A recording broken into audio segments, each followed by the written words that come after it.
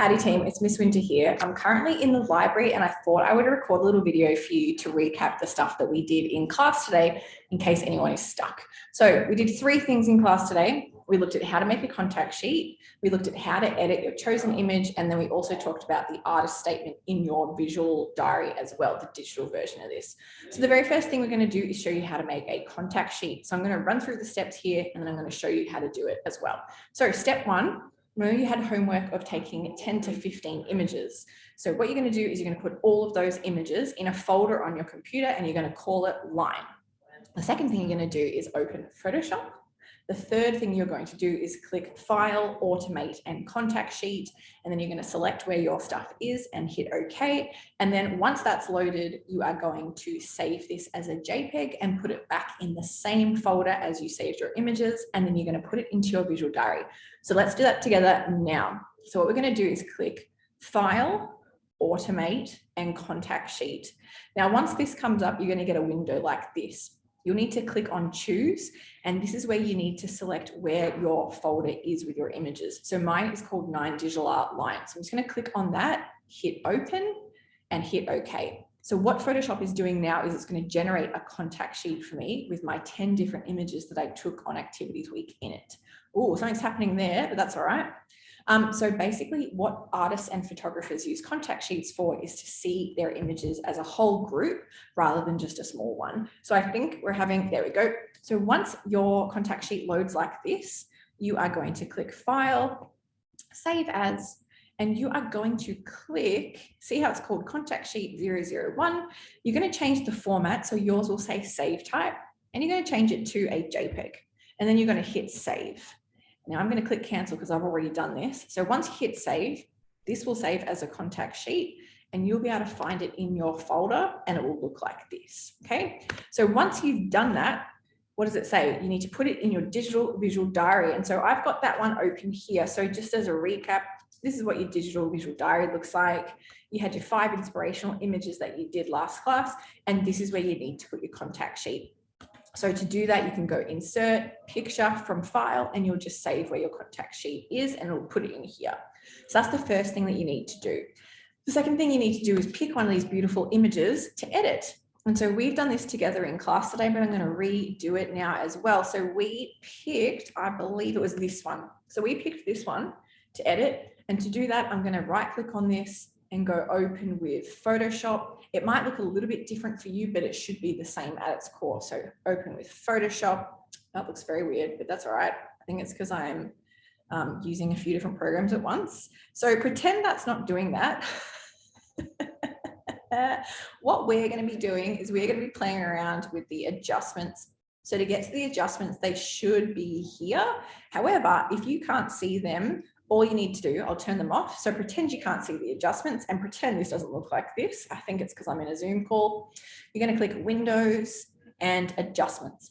So it'll come up with this. And so the 2 things we're going to be looking at today are adjustments and layers. So the very first adjustment that I'm going to make sure that these lines look really, really strong and solid is I'm going to actually make this black and white. So I'm going to click on this hue saturation one, and I'm just going to turn the saturation the whole way down. And if I click on layers, I can actually toggle this on and off to see the difference that that's making. So I'm really happy with that. Done. I'm going to click back on adjustments and I'm also going to bump up the contrast. So I'm going to click on this curves and I'm going to just move this part of the curve up and this part of the curve down to make like an S shape. And if I go back to my layers and I can see that I can toggle this on and off, you can actually see that the line work here becomes really solid and really bold. And that's what I want.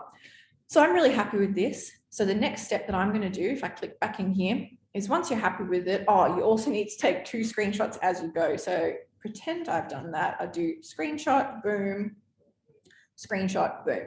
So once I'm happy with this, I'm going to save it as a JPEG. So I'm going to go File, Save As, and I'm just going to change the format. Yours should come up with JPEG.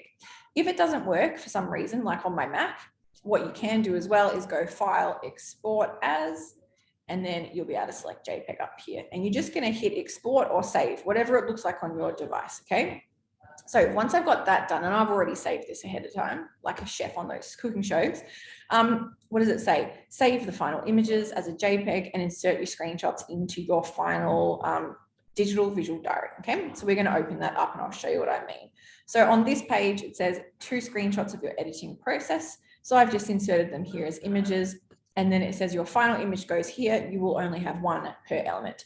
So I've inserted my final image of my line example here. And then once you've done that, on this little checklist over here, it says complete your artist statement about your piece. So I've got a little artist statement down here that I wrote with the class, and I'm going to read it out to you now. So my artist name is Alexis Winter. That's my whole actual name, but you can also make an artist name up if you wanted to.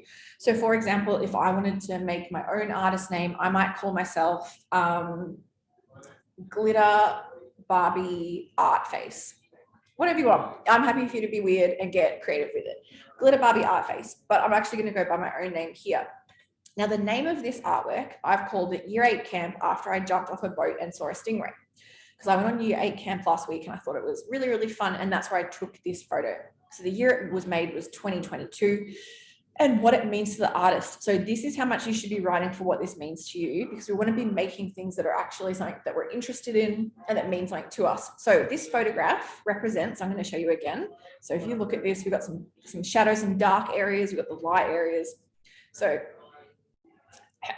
this photograph represents the dual conflict, so 2 things happening at the same time, that was within me as I determined if I was going to jump off the roof of the boat while we went snorkeling and swam with seals. The black shadows highlight the part of me that was quite scared to jump off the boat at first, as it was rocking back and forth and it was really high. The light shades symbolize the students chanting for me to jump and telling me to do a bomb. Their encouragement really helped me to make the decision to do something that I had never tried before. I got a lot of water up my nose, but it was worth it. So that is what this artwork means to me. So if you look at this piece now, after you've read my artist statement, you can see that the dark shadows represent me being a little bit nervous about jumping off the boat. And then the light shades, that highlights all the students that were like, jump, jump, jump, jump, miss, jump, jump. And so of course you got to jump, you know what I mean? And they pushed me to do something that I had never done before, and then I felt amazing afterwards. So that's what we want you to be doing in your visual diary. So that is the level of detail that we're after, and these are the different editing processes that you need to demonstrate as well. Alrighty, peeps, I'm going to leave it there, and I will see you in our next class.